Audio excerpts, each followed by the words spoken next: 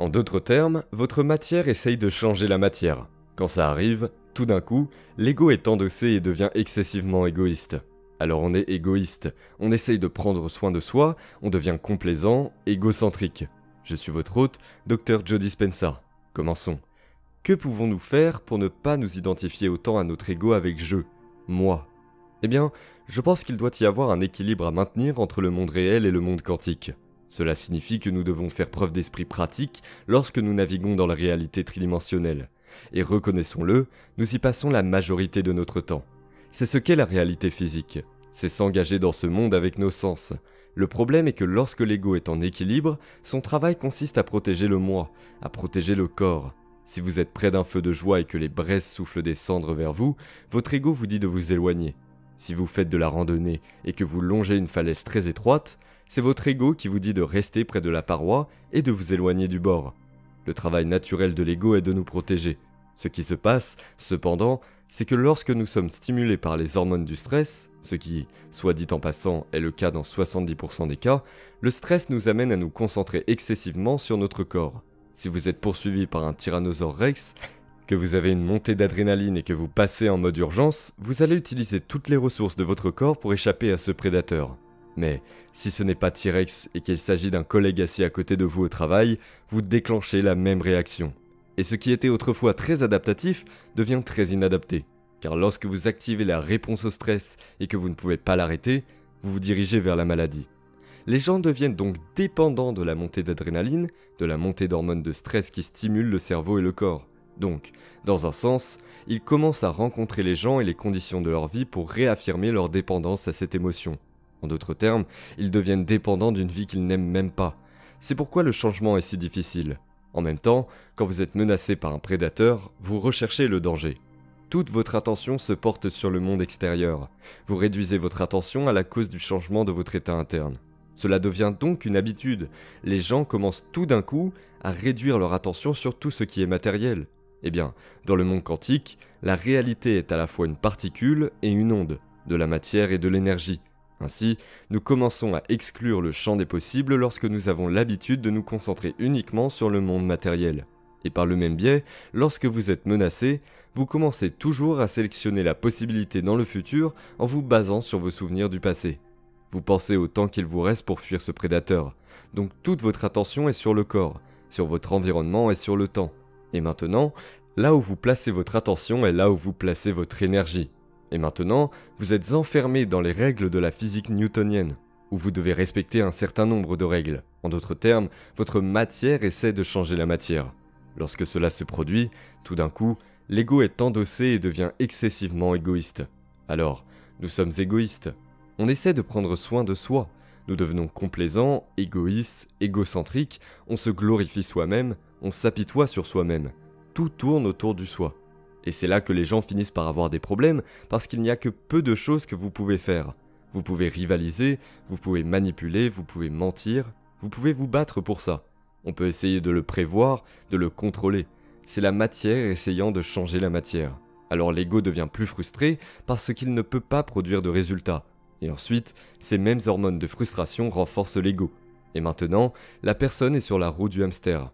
Ils ne peuvent pas sortir de leur vie par la nature même du concept de changement. Changer, c'est être plus grand que son corps, que son environnement, que le temps. Donc, nous devons laisser tomber ce que nous avons utilisé toute notre vie pour obtenir ce que nous voulons, pour que quelque chose de plus grand se produise. Et c'est en brisant l'habitude de la façon dont nous avons créé ou obtenu les choses que nous voulons dans notre vie que nous allons travailler. Ainsi, lorsque nous créons à partir du champ plutôt que de la matière, nous devons nous débarrasser de l'ego et de l'identité. Cela semble très simple, mais si vous continuez de vous réveiller tous les matins en pensant aux mêmes choses, en faisant les mêmes choix, en faisant exactement les mêmes choses, en créant les mêmes expériences et en produisant les mêmes émotions chaque jour, et que ces mêmes émotions motivent les mêmes pensées, votre biologie, votre neurochirurgie, votre neurochimie, vos hormones et même vos gènes seront les mêmes. En d'autres termes, vous programmez votre corps dans un futur prévisible basé sur ce que vous avez fait dans le passé. Et là, on perd notre libre arbitre au profit du programme. Donc vous faites ça pendant 20 ou 30 ans, et tout d'un coup, vous décidez de vous asseoir et vous essayez de trouver le moment présent dans votre corps qui dit « Eh bien, je suis dans un programme.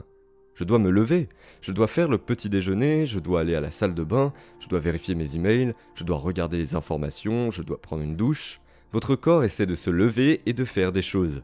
Et vous lui demandez de rester dans le moment présent. Et donc, le travail consiste à reconditionner le corps à un nouvel esprit. Il s'agit d'entraîner l'esprit et le corps à être dans le moment présent et à ne pas courir vers le futur ou le passé. Le travail consiste donc à trouver ce moment présent et à avoir un libre arbitre qui est plus grand que le programme, à avoir un esprit qui est plus grand que le corps pour conditionner le corps à un nouvel esprit. Et au début, c'est fastidieux, cela demande beaucoup d'efforts. Mais si vous connaissez la formule et que vous savez comment le faire, nous avons tellement de recherches qui prouvent que vous pourriez être malade, en surpoids, avoir un passé terrible, vous pourriez avoir toutes sortes de choses sur lesquelles les gens s'excusent comme d'être trop vieux. Cela n'a pas d'importance. Nous avons mesuré ces changements sur tous les âges, tous les types de corps, toutes les cultures, toutes les origines, toutes les maladies. Les gens, une fois qu'ils ont compris la formule, alors ils savent comment surmonter leur ego. La définition d'une victime, c'est quand quelqu'un vous dit « Pourquoi es-tu si malheureux ?» Et vous répondez « Je suis comme ça à cause de cette personne, de cette chose, de cette circonstance », ce qui revient à dire « Je laisse mon monde extérieur contrôler mes sentiments et mes pensées ». Et donc au moment où vous dites « Hey, c'est cette personne ou cette circonstance qui me fait me sentir de cette façon, alors vous êtes une victime de ces circonstances. Et il n'y a rien de mal à ça, c'est juste la façon dont nous vivons dans notre humanité. Ainsi, par exemple, plus vous vous sentez émotionnellement altéré à l'intérieur de vous à cause d'une condition dans votre monde extérieur, disons que quelque chose vous met en colère ou vous rend triste. Dès que vous cessez de vous sentir comme Laura et que vous commencez à vous sentir mieux, le changement de votre état interne vous amène à prêter attention à ce qui se passe dans votre monde extérieur. Et donc, vous vous concentrez sur la cause. Mais le problème, c'est que c'est sur les problèmes et les circonstances de notre vie qui nous font ressentir le plus d'émotions sur lesquelles nous portons la plus grande attention. Et c'est là où vous portez votre attention que vous placez votre énergie. Donc, dans un sens, vous donnez votre pouvoir à cette personne ou à cette circonstance. Alors, votre énergie est maintenant mélangée avec la personne que vous n'aimez pas, avec votre ennemi, avec votre patron, avec votre collègue, avec votre ex, parce que c'est là que se trouve toute votre attention. Lorsque vous vivez dans la survie, vous vous dites « Cette personne qui me trahit ou qui me rend malheureux, je dois me préparer à ce que cela se reproduise. » Nous commençons donc à anticiper inconsciemment que cela va se reproduire. Nous vivons donc dans cet état constant de vigilance, cet état constant de survie. Et dans la survie, ce n'est pas le moment de créer. Si vous êtes poursuivi par un prédateur, ce n'est pas le moment de vous asseoir sur le sol, de vous renfermer et de fermer les yeux. Vous serez vulnérable. Ce n'est pas le moment d'apprendre, d'ouvrir son cœur, ni de se refermer. C'est le moment de courir, de se battre, de se cacher. La nature primitive qui est en nous est de survivre, ce qui fait que 70% du temps nous vivons dans cet état d'urgence. Et une urgence, ce n'est pas le moment pour s'accroître, pour créer ni pour réparer. C'est un temps pour l'urgence. Alors pensez à ceci. Si vous vous réveillez chaque jour et que vous vivez dans cet état constant, alors vous ne voudrez pas croire que vos pensées ont quelque chose à voir avec votre avenir. En fait, amener une personne à s'asseoir et à fermer ses yeux, qui est craintive, anxieuse, inquiète ou déprimée, demande un effort énorme. Mais si elle comprend la théorie et la technologie, alors tout d'un coup, si elle commence à l'appliquer et à aller à l'intérieur d'elle-même, chaque fois qu'elle commence à remarquer une pensée liée à une personne ou à une émotion, elle s'arrête et ramène son corps dans le moment présent. Le fait de le faire est une victoire. La plupart des gens disent « je n'arrive pas à me concentrer ». Non, vous avez pris conscience que vous avez perdu le moment présent et vous devez revenir au moment présent. Chaque fois que vous faites cela, vous dites au corps que ce n'est plus l'esprit, mais que vous êtes l'esprit et il y a une libération d'énergie. Le corps libère l'énergie. Ensuite, le corps dit « tu te réveilles normalement à 8 heures, tu es dans les embouteillages ». Et tout d'un coup, vous commencez à vous énerver dans les embouteillages et maintenant vous êtes assis là avec les yeux fermés et le corps dit que vous êtes hors programme. Vous vous sentez généralement en colère à ce moment-là, alors le corps commence donc à avoir envie de colère et ce qu'il fait, c'est d'envoyer des signaux au cerveau de toutes les choses passées dans votre vie sur lesquelles vous pouvez vous mettre en colère. Le moment où vous réalisez que votre cerveau fait ça, juste pour la dépendance de cette émotion, et c'est là où vous portez votre attention que vous placez votre énergie. Si vous portez votre attention sur cette émotion, vous siphonnez l'énergie du moment présent vers le passé pour en prendre conscience. Vous revenez au moment présent et vous dites au corps que ce n'est plus l'esprit. Vous le calmez. C'est une autre victoire. Ensuite, le corps dit « je veux me lever, j'ai des emails à vérifier, je dois prendre une douche, j'ai des appels à passer et j'ai une déclaration d'impôt à déposer ». Il veut se lever alors que vous vouliez vous asseoir. Vous réalisez que lorsqu'il suit un programme et qu'il commence à faire cela et que vous le ramenez au moment présent, c'est une autre victoire. Cela signifie que votre volonté devient plus grande que le programme et que David est en train de terrasser Goliath. Et le fait de faire ça au fil du temps, tôt ou tard, comme le corps, c'est juste l'animal, juste le serviteur. Tôt ou tard, si vous entraînez un animal à s'asseoir, tôt ou tard il va apprendre à s'asseoir, et le corps finit par s'abandonner à un autre esprit. Et c'est à ce moment-là que la personne commence à se libérer. Une fois qu'ils ont dépassé leur corps, leur identité, les gens dans leur vie, les choses qu'ils possèdent, l'endroit où ils vivent, le temps lui-même, quand ils deviennent pure conscience. Il est alors temps de commencer à se connecter à cette ressource de ce champ. Et être capable de comprendre comment faire ça leur permet tout d'un coup de créer plus à partir du tout, de l'unicité, au lieu de la dualité, de la polarité ou de la séparation, parce que les hormones du stress ont augmenté les sens et nous sommes devenus matérialistes, ce qui signifie qu'il y a moi ici et vous là. Et si vous avez l'air différent de moi, je vais me sentir plus séparé. Après, il y a moi ici et il y a mes rêves là-bas, très loin, parce que c'est comme ça que je les vois, à distance. Je dois traîner mon corps dans l'espace et il va me falloir du temps pour obtenir ma nouvelle maison, ma nouvelle carrière, ma nouvelle relation, parce que je suis la matière essayant d'influencer la matière. Donc, dans le quantum, quand vous commencez à vous connecter à ce champ, vous expérimentez moins de séparation et plus de plénitude. Et désormais, quand vous créez à partir du champ, tout ce que vous avez à faire est de changer votre énergie. Et donc quand vous faites ça correctement, vous ne jouez plus selon les règles de la physique newtonienne. En fait, vous faites le contraire.